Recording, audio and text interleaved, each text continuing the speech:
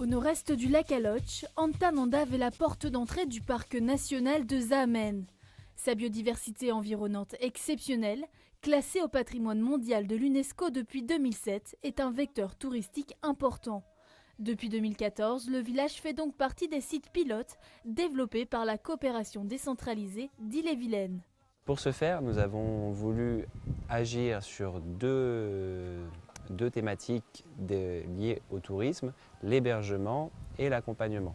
Pour l'hébergement, nous avons donc choisi de soutenir la chambre d'hôtes de M. Nain. Comme pour les autres, a reçu une subvention de 3 600 000 ariars contre 400 000 ariars d'apport bénéficiaire de sa part et qui a pu développer sa chambre d'hôtes en le dotant de blocs sanitaires, douches et WC et panneaux solaires pour offrir une meilleure qualité d'hébergement aux touristes de passage. Des touristes accompagnés par les guides de l'association AGA à travers le parc de Zámen.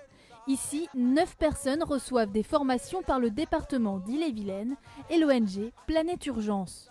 Par exemple, nous collaborons avec l'Alliance française. Ils donnent les cours pendant quelques mois et aussi donnent les formations pour les formateurs parce qu'il y a besoin de financement.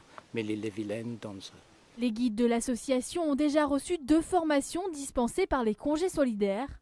Un accompagnement destiné à améliorer la pratique française mais aussi les techniques de guidage. À Zámen, les treks peuvent se dérouler sur 2 à 5 jours dans une forêt primaire qui regorge d'espèces endémiques.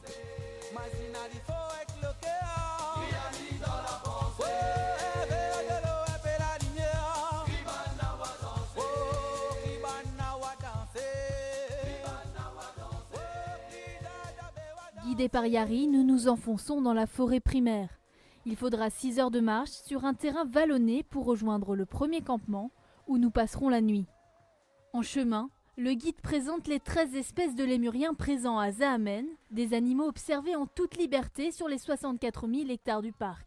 Nous trouvons 4 sur 6 dans des jours seulement. Oui. Mais vous voyez ça, c'est combien de fois nous rencontrons les indris, aussi les filvis, ça c'est l'émir tout le monde m'appelle ça maki, et l'émir au ventre rouge, et aussi les diadèmes. Pour le moment, un seul guide de l'association possède l'accréditation officielle. Les plus jeunes sont toujours en formation. Depuis mai, 40 visiteurs sont venus découvrir le parc de Zámen. Mais avec l'amélioration des conditions d'accueil en amont, l'Ille-et-Vilaine espère booster cette fréquentation. Une nouvelle session d'appel à projets destinée aux opérateurs touristiques privés sera lancée début 2018.